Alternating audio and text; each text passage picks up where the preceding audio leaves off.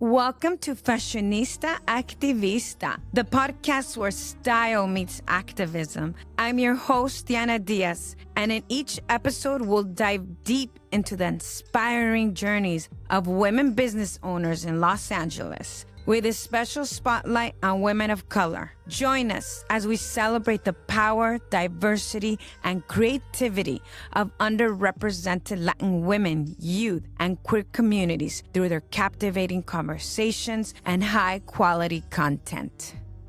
Hi, welcome back to Fashionista Activista, a podcast that is inspiring and empowering, and also talking about fashion as a form of activism.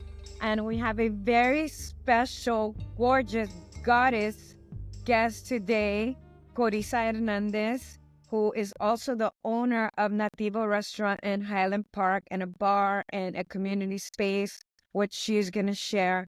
But I invited Corissa because she has a true entrepreneur spirit. She empowers the community. And look at her.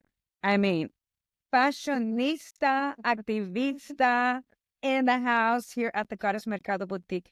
Thank you so much, Corissa, for joining me. Thank you for having me. It's such an honor. I love you. I love everything about anything and everything you create. So thank you for having me. Thank you, Corissa. As you know, all of us goddesses here at the boutique, we're big fans of yours, especially because you've opened the doors to Nativo and welcomed us and allowed us and other people to build community at Nativo, have some drinks, do some dance, and it's a really beautiful space to decorate. But before we dive into the businesses that you've created, because it's several, like after diving in and doing my research, investigando todo, and when I was reading all about you and listening to all your interviews, I kept thinking, wow, like, where does this come from? Where does this drive come from?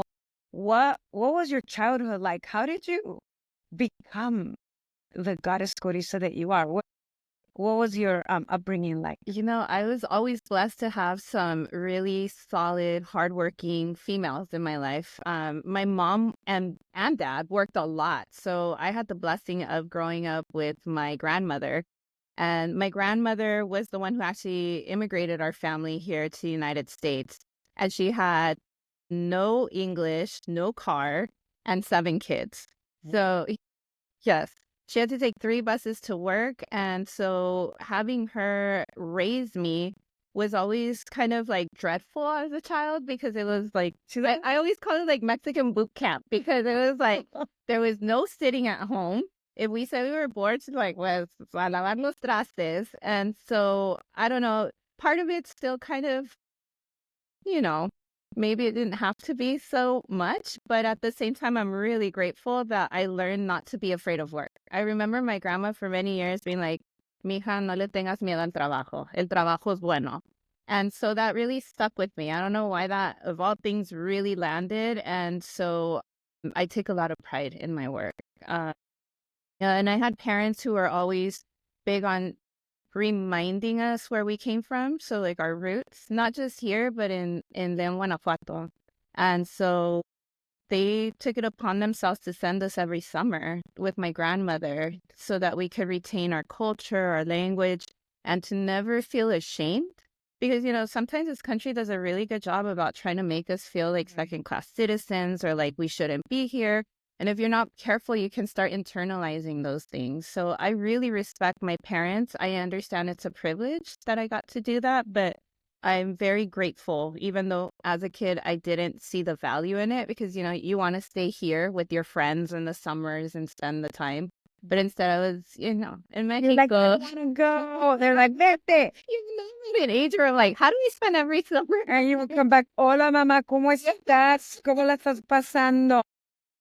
Yeah, so I think understanding my roots and having that confidence and the foundation, solid foundation, and coming back here and, also taking pride in Boyle Heights having been our platform here in the United States and what their struggles were growing up and everything they had to sacrifice and leave behind to give me the shot that they could only dream of for themselves, I don't take that lightly. And you told me that your parents had a business, right? Yeah, so my dad actually had a business. He opened it, didn't have any business experience. I mean, we're talking about an immigrant child that was brought to this country with big dreams himself and went for it. They took out, they borrowed against their home to have the money to open their business, got burned by his partner, and then lost everything. So, I went from experiencing what it was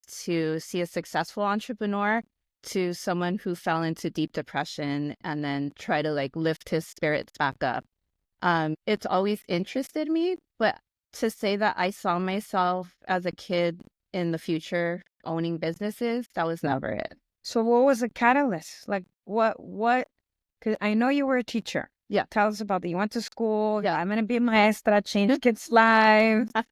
So it's interesting how I decided to be a teacher. I went to Cal Poly Pomona right out of high school, and I thought I was going to study psychology. I didn't really have anyone mentoring me at that age. My parents just knew you had to go to college to get a degree, and then you could be anything you wanted to. That was the American dream, as far as my parents understood it.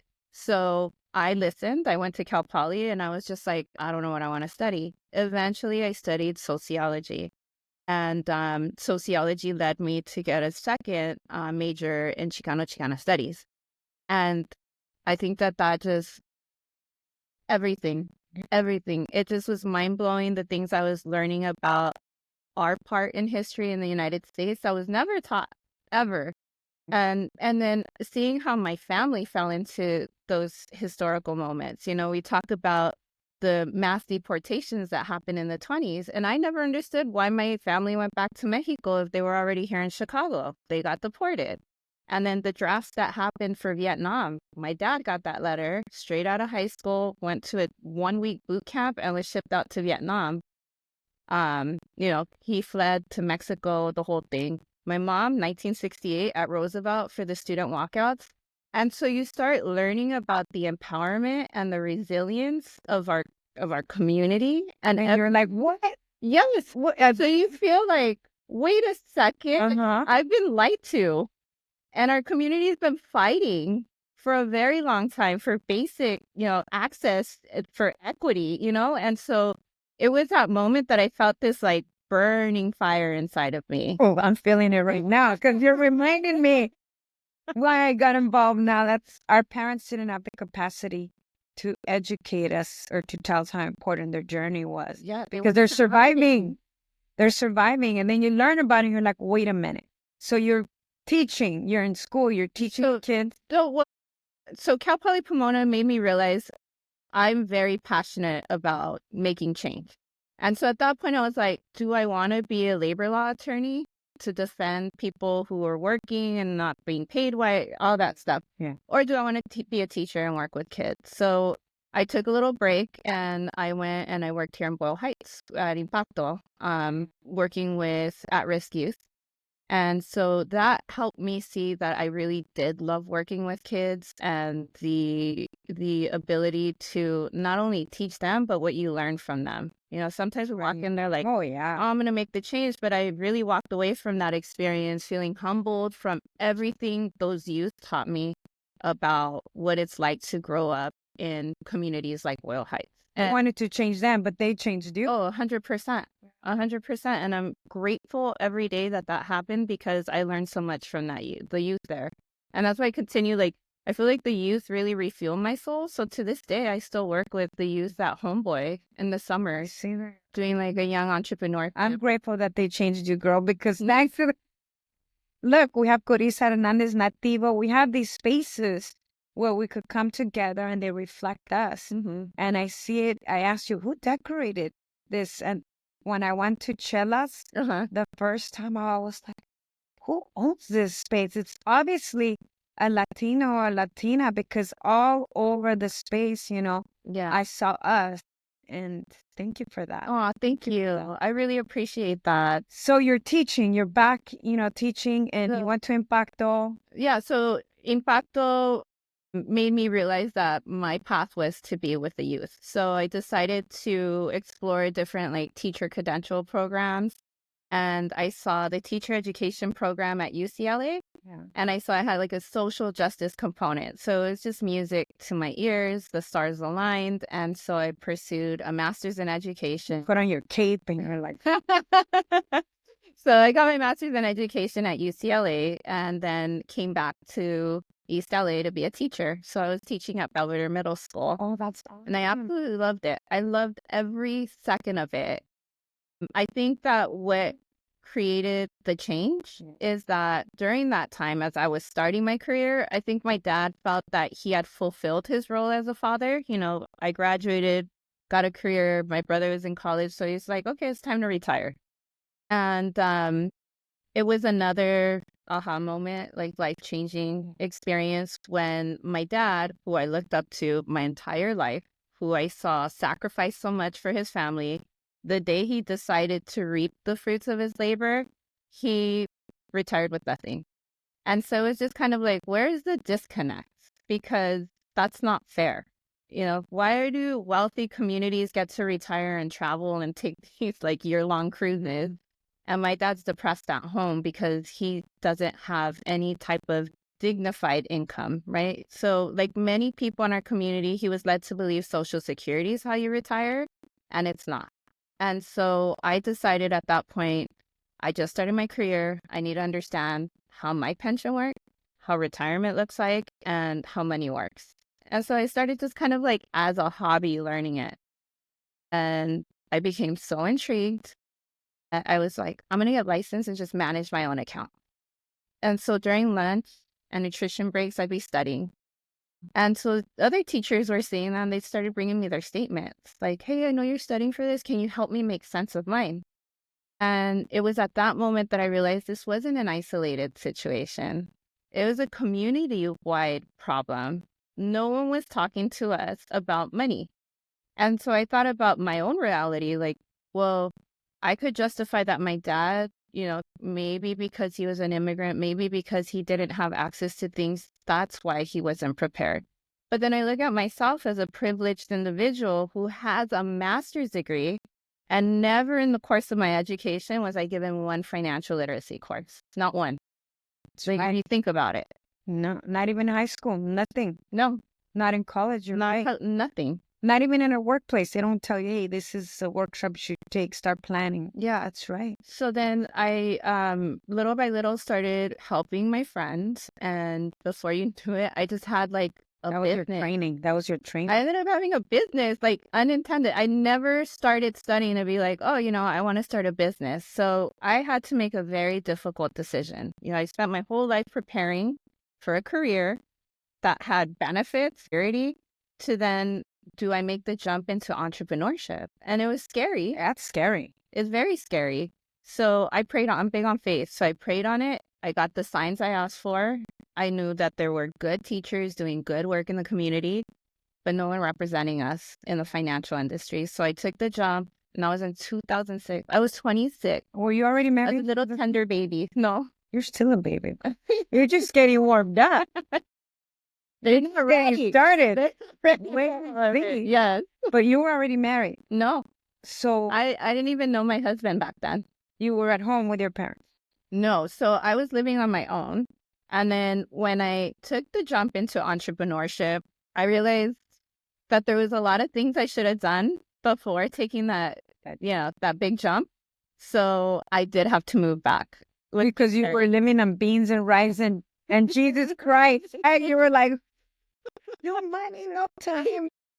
Mm-hmm. And I think it's important to share that because that's the case for a lot of the vendors, a lot of the business starters, the people that are launching themselves. That it's scary to take that risk, but you truly believed it and you were passionate about it and you didn't suffer, but you did sacrifice, and look where you're at now. That's not even the beginning of the amount of sacrifices that we've made over the course of entrepreneurship. That was just like the tiny tip of the iceberg. And I recognize again my privilege and being able to be like, Mom, Dad, I'm moving home because I need some support in the beginning. Later on, as we started opening more businesses, we didn't have that luxury. So it's just kind of like these were serious sacrifices I will get to in a second. But So you open your business. What's the name of the? well, at that point, I just became a licensed like advisor. Right. So I was doing that. I met Gabriel at an airport. It's like a little romantic story, but we fell in love. He was actually doing the same type of work. He had his business. So he already knew kind of like how entrepreneurship worked. You were coming from the same conference? Yes. Yeah. We were flying back from the same conference, happened to have the same plane. Talk about fate. And you're both all fabulous and fashionable, and you're such a good-looking couple. Oh, my goodness. Thank you.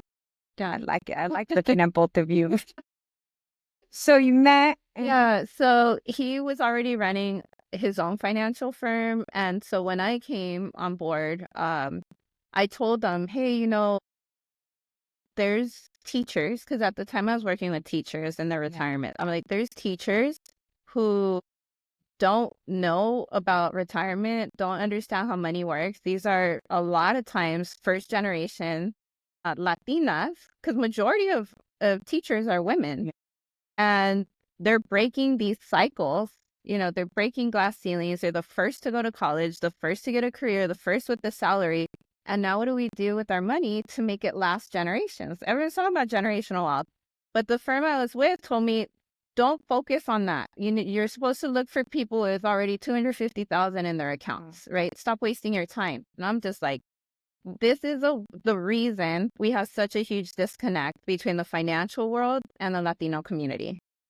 They don't care. Nobody. They want to make money. They want to make money. They're not looking out for the betterment and empowerment of our community. So that was a red flag. And so I talked to Gabe, and we both decided that we should start our own brokerage firm that was centered around our community, working class families, educators, women, Spanish speaking communities. Yeah. And that was in 2008.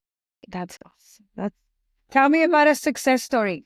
Before we continue our inspiring conversation, we want to acknowledge our sponsor, New Economics for Women. New helps individuals and families improve their income, wealth, assets, social, and educational status across generations. Their focus on education, entrepreneurship, and home ownership prepares communities to thrive. Thank you, New. Now let's get back to our conversation filled with fashionista flair.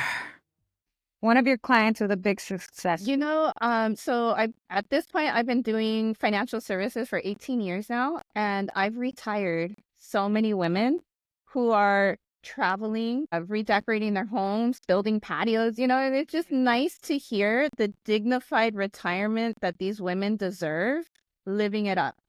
Their life does happen. Maybe they've lost a husband or, friends. Or kicked them out. Yes, better yet. No offense. Money to do so Yeah. confidently. And that had to do with trust. They trusted my guidance. They took proper preparation. They disciplined themselves to put a little bit away every month. Every little bit matters. And so when they retired, they're comfortable. And I think that that's really powerful because it's very testimonial, for lack of better words, because the reality is that as women and women of color, we're 80% more likely to live in poverty during retirement. And that just has to do with the disconnect from the financial industry and us.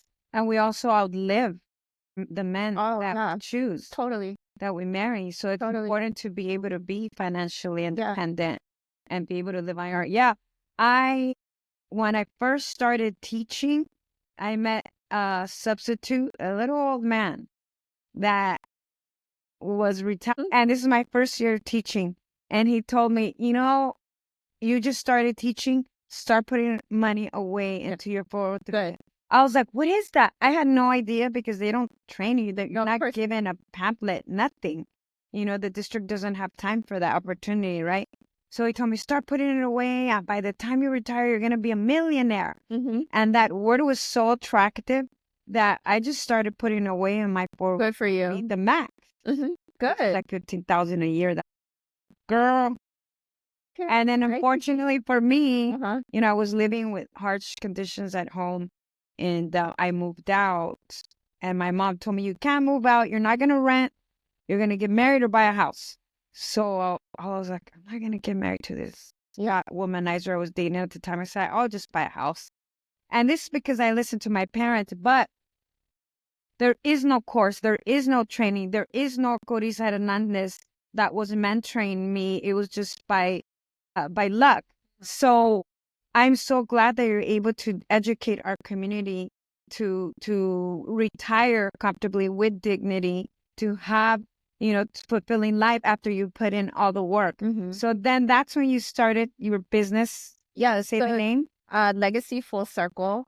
So we call it Full Circle because we offer all kinds of services. Because the idea is, so we do estate planning, which includes life insurance. A lot of people are just kind of like, they're taboo life insurance, especially in our community. Important. But it's one of the, I shouldn't say easiest, most accessible, overlooked ways to create generational wealth. There are communities that I work with that are not Latinos, that the moment the baby is born, they're purchasing life insurance. They just understand the value of how generations keep advancing because of it. That life is a risk. Totally. We insure everything but our life. Then there's also college planning. We do college planning, retirement planning. And then we're working on adding the investment portfolio. So come February, we're going to be able to advise on stocks and all that. Oh, wow. I want to learn that. Yeah, I'm excited about it. So that was enough for you, though. You started that's the fascinating part. I'm reading your history, and the legacy full circle wasn't enough. So what happened next? We've been blessed to have incredible people around us. So we had this amazing team. It's very lean, but they work like each one of them counts for 3. Wow. You know what I mean? So we just systematized everything. We saw that things were running on systems, and we were like, on the weekends, we like going to bars. My husband and I, we just like enjoy children. Yeah. We enjoy craft beer, craft cocktails. So on one trip in particular, we went to San Francisco, and there was this little bar called the City Beer Store. Unfortunately, it's closed since then, but it was so intriguing because we walked in and it felt like you walked into this like dim, comfortable living room. And all around the walls were these like refrigerators filled with like craft beer from around the world. And so it was like, oh, this is so cool. It's like an experience. And then you pick whatever beer you wanted from the fridge and you take it to the bar and they open it, they pour it out. So it's almost like you're in a friend's living room in the refrigerator. Like a deli.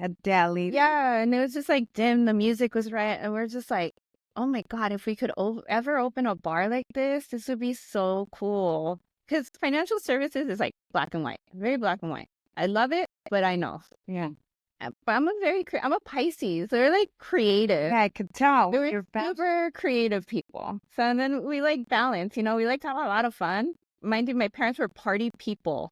That's where you get it from. Oh, I loved it. Every weekend we had like parties, or we're going to someone's party, something.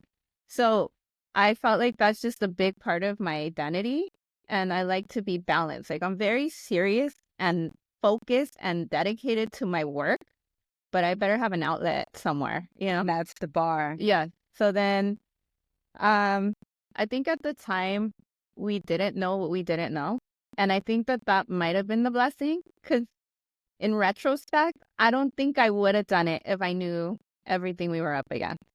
Right. So, the time came and we decided we wanted to move forward with opening a bar. So we started kind of like on the weekends driving around. The way you would shop for a house, we were like shopping for a location. Like, this would be cool. This would be cool. What about there or here? Yeah. But little do we know about working with the city of LA and the licensing and permits and the nightmare, the red tape that exists for small businesses. I'll get to that in a second. So we found a location, we did our homework, and we're like, okay, this is the spot. And then when we're told how much like everything would cost, we're like, where are we going to get the financing? And at the time we had bought a loft in downtown. We bought it a little bit after we got married, back when everyone was like, why the hell would anyone want to live in downtown? Yeah. So I swear I got my loft back then. in the arts district. Have you heard of Barker Block? Yeah. So it's like the hottest loft in the city. At the time I got it for like $345. My God. That's like over $1 million right now. So we sold it a little too early because it didn't hit the millions, but it was significant enough for us to be like, we'll just have the loft and we'll have the capital. That's awesome. It was awesome, but now that I'm an experienced entrepreneur with 18 years under my belt, it was probably not recommended. You don't liquidate assets. Don't sell property. Do not liquidate your assets. The name of the game is acquisition, not liquidate. I like that name, acquisition. You have to accumulate. Like, don't get rid. So you live and you learn. I just have to be grateful for what I've done and where it's gotten me. And what you learned. What I learned, most importantly.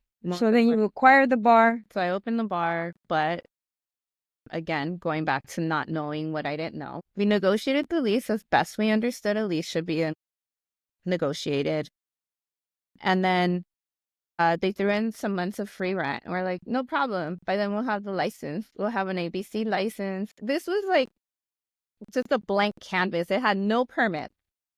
It had no license. It had no alcohol beverage control. Nothing. Started. We like gutted the spot, built it. My husband's great and creative, and he built all our bars out. So we did all of this, and then we're like, oh my God, we don't have a license. We were 8 months past the deadline for ourselves. We didn't have no license. We're paying rent every month, and the bank account's like, we almost ran out of money before we even opened the doors. So we had to do a GoFundMe. Wow. But that helped. The GoFundMe, luckily, I think I lost my mind a little bit. I had like long, beautiful hair. I ended up, I went Britney Spears on myself from how intense having a crowdfund is. It's intense. But nobody was there coaching me on how to do it. Now I've learned that, and I'm able to talk to people about do this, don't do that. We were able to open the doors. There's a lot of details, but literally, yeah, that's going to be the other episode. Yeah. But you open the doors, and then there was issues with the lease. I remember you telling me. God. That whole block is having some issues. Well, that was actually, this bar was in Eagle Rock. It wasn't even Chelas. This was some other bar. We didn't understand CAM fees, which is a whole other conversation. Then there was like no tenant right protections, especially in commercial spaces. Right. So CAM fees is something where the landlord could be like, oh, that's for the gardener outside or like whatever, right? And so they were pretty significant. And then every year, obviously, you're limited how much you can increase the rent. But we literally went from $6,500 to almost $10,000. And so that's when we're like, we sell beer.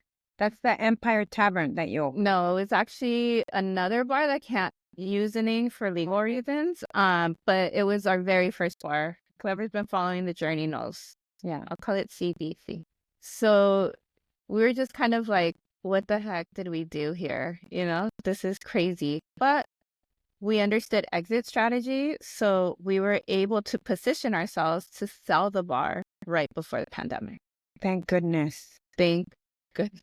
And just for the sake of time, because we're almost done, but then you open Chelas, it closes because of the lease, and you open Nativo, which is the hot spot in Highland Park, and everyone I know loves going there. I love going there. The drinks, the whole idea, the concept, the craft cocktails. Oh my God, so delicious. The curating of everything, the food, the vendors, how you open it up to the whole community. Mm-hmm. What's that been like for you? So just kind of backtracking a little bit, when Chelas, because we opened Chelas probably 2 years before opening Nativo. And so it was at that point where my husband and I finally felt like comfortable in that space, you know, because our first bar, we were brand new to the bar world, and it was a lot of duplicating, like, oh, well, it looks like bars have wood. Let's put wood. Oh, and they have the little tap thing. The tap thing? Copying. I think this is what people look for in bars. By the time we got to Chelas, we just like owned our space, right? And it was, what is it about us that doesn't exist in this industry that's being overlooked? And so we're like, we're Latinos, we're in LA. What really speaks to us? You know, there's hundreds, if not thousands of bars, but those that call themselves like Mexican inspired, look, and no offense to anyone at all, but someone who's traveled to Mexico a lot, when I'd walk into those spaces, it looked like a piñata exploded. And it was owned by members who are not part of our community, right? So in my head, I was like, this is not what bars in Mexico look like. Like Acapulco restaurant. Acapulco. I remember. Is it still? I don't know. That's But what it felt like that. That felt like a it's piñata like you get like a skillet with like a bunch of cheese and like a big disgusting margarita the size of your head, you know? And so it's like, this isn't what Mexico's like. And if we want representation and for people to feel seen and for folks who can't go back to their country to feel a little bit of that here, then I want to create that space. And so that's when we leaned into what is it to be Latinos in LA, first generation, and create that validation in our space that you walk in and you're like, I feel seen. I'm home. I feel seen. I know who runs this bar. Yeah. Like, that's how I felt when I walked in. I was like, I know who runs this bar. A young, hot Latina and tacones. That's awesome. And that's another thing. Like, what I really like about you, because we have to close now, is that the way you show up. Right. And you're a Latina that I look at, that I admire, that I feel so proud of the work that you're doing, how you're creating visibility, how you're balancing all of your projects and your relationship with your husband, because I see you guys together a lot, and the way you express yourself about your family and your community, it's really beautiful. And I always admire the fact that you're able to do that. How do you balance it? Like, what do you do to get to the point where you're able to do all this? You're still helping at Homeboy. You're teaching the classes. You're managing the Legacy Full Circle, Nativo, and I know you have projects coming up.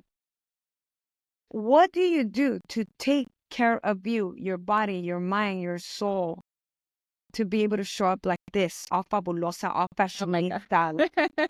I know it's not easy, and we gotta know because we gotta do the same. What do you do? No, it's not easy. Well, first and foremost, I prioritize my mental health. So I am a big advocate for therapy. Like, I have a therapy session every week, and that's just because I'm at a point where I'm managing a lot.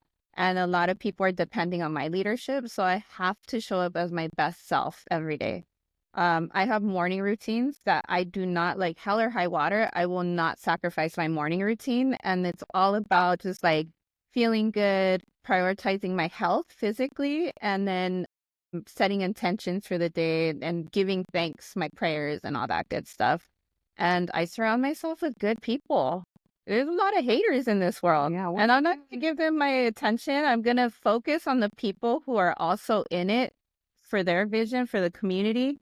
And I'm blessed with beautiful teams. They make me look good. They're the ones that are, putting their heart and soul into these businesses because they buy into the vision. They understand that it's not just a business, it's a movement.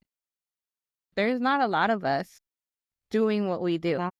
And it's a team effort, and they understand that, and they perform to that level. They know that we're making waves that are going to create change eventually. And so all of that combined allows me to focus on your hotness, because it's true. Mental health, right? Your morning routine, self-care, an awesome team that works just as hard as you do and that trusts you to lead and will allow you to show up the way you do. Yeah. And that helps all of us thrive. So thank you for exploiting your uniqueness in service of us. We need you. We admire you. We're so proud of you. And we can't wait to continue supporting and celebrate you at Nativo and the other projects that you're going to bring. Thank you for being so supportive of all of us, for creating a space that allows many of us to get together and enjoy each other and build and collaborate. And you're powerful. You and Gabriel are powerful. Con todo mi corazón, we want to thank New Economics for Women, SoCal Gas, and Kaiser Permanente, and to you, our beautiful listeners, for being the heartbeat of Fashionista Activista. Vamos adelante with more stories, more laughter, and moments of inspiration that knit our communities ever so close. Make sure to subscribe and follow us on social media. Hasta la próxima, goddesses.